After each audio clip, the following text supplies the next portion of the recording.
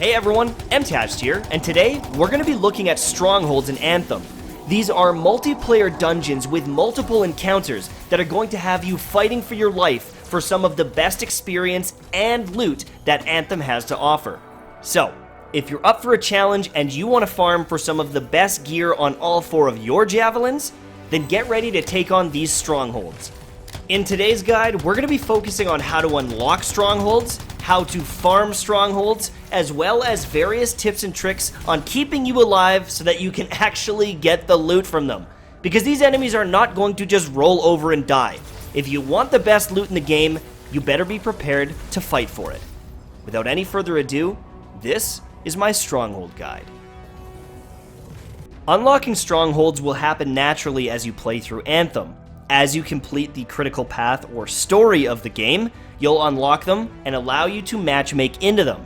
You can find 3 other players that are looking to complete it, or group up with friends and tackle it together. What's nice is you'll unlock some of this content before you hit max level, so if you're looking for a boost in experience or some gear pieces to round out your build, this is going to be a good tool for you. Even at a lower level, completing a stronghold will provide rewards that are well worth your time. But if you want the absolute best stuff, you're going to need to be able to complete some of the hardest content, the Grandmaster content. So let's take a quick look at how the difficulty levels will impact your gameplay. One of the keys to success when trying to tackle these strongholds is choosing an adequate difficulty level. Early on, when your gear is weaker, you may want to stick with easy and normal, but as you get loot and your javelin becomes more powerful, you can step things up to hard. And at level 30, you'll unlock the Grandmaster difficulties. Now these are going to make it much more challenging, and the HP and damage of your enemies will ramp up very quickly, but it also provides one of the best ways to get loot in Anthem. If you're hunting for things like Masterworks and Legendaries, be ready to turn up that difficulty level, but don't be going in unprepared, or you're going to have a very tough time, because these enemies are not going down easy. That being said, I highly recommend you do content at the hardest difficulty that your team can manage. The rewards will be well worth your time, and getting something like a Masterwork will be a massive spike to the power of your javelin. Now let's look at some tips and tricks on actually completing these strongholds. My first tip is communication. Whether you're match made with 3 other players or you have 3 friends that you're bringing in directly, communicating about what abilities you're using, when you're trying to combo your abilities with other players, or using things like your ultimate ability is extremely important if you want to survive these strongholds. If you have access to a mic and headset, I do highly recommend using them because it's going to drastically improve your chances of beating some of these bosses and encounters. For my second tip, I highly recommend you learn and master the combo system in Anthem. There are primer and detonator abilities that will allow you to combo with your teammates. So for example, if the interceptor puts the acid debuff on some of these enemies, or the Colossus sets them on fire, I'm able to follow up with a Thunder Strike and not only do bonus damage, but spread those debuffs to other enemies in the area. By comboing these abilities together, you're going to hit much harder and you're going to be a much more lethal team. Speaking of teamwork, make sure to use the special abilities to your advantage. Our Colossus is using his taunt ability. Our Interceptor just used his ability to clear the debuff off of the Colossus, and now all 4 of us are able to rain fire on this tanky enemy. Having a mixture of these different javelins will provide a ton of utility to your team and improve your chances of success. While you can win these strongholds with 4 Storm, I don't think that it's optimal. It's also worth noting that different enemies have different strengths and weaknesses.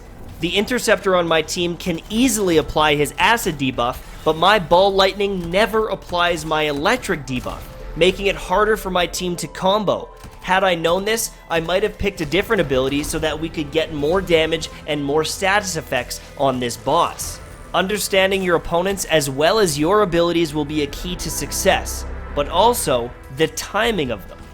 Make sure when you're using your ultimate, you stick to bosses and large clusters of enemies. You want to get the most bang for your buck when using this, so you want to be making sure that you're taking out the big threats and not just a single target here or there. The cooldown is long enough that you're going to be missing it if a bunch of enemies end up spawning on you, or you just need that last little bit of damage to take out the stronghold boss. Once you get into Grandmaster difficulty, even the smaller enemies are going to hit you very hard, and if you allow them to group up, they can be particularly deadly to you and your team. So throwing an ultimate down and clearing as many of them as possible in one fell swoop is a great usage of your ultimate. You're going to get it back, and your team is going to be safer because of it.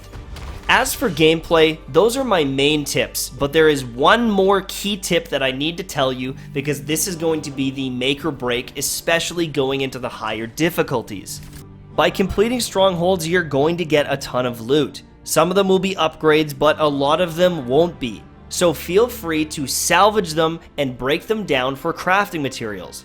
You can then take those crafting materials and make consumables. You get one at level 10, one at level 20, and one at level 30. And what this means is at level 30, doing endgame content, you can craft up to 3 different consumables and apply them before a stronghold. Some of these consumables are very strong, and depending on the rarity, you can get a 10, 20, or even 30% boost to your stats. Need some extra shield? You can craft that. Need some extra ultimate damage? You can craft that. Even the lower level consumables provide a nice boost to your survivability and your damage, so you might as well at least get something equipped when you're going into that harder content. Thanks for watching, hopefully you enjoyed the video, and hopefully you learned enough to take on strongholds for yourself. I'm Mtashed, and I'll see you soon, my friends. Bye-bye.